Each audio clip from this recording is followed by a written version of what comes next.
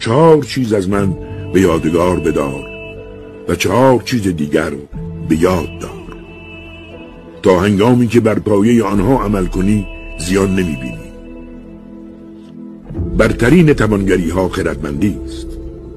و بزرگترین ناداری نادانی و ترسناکترین تنهایی خودپسندی و شریفترین اصل و نسب خوشخویی. هرگز با کم خرد دوستی مکن که او چون خواهد به تو سود رساند زیان به بار می‌آورد، و با تنگ چشم دوستی مکن، زیرا او در نیازمندانه ترین هنگام از یاوری تو واپس می‌نشیند.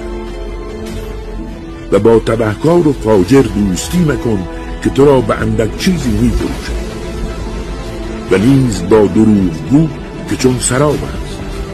دور را در چشم تو نزدیک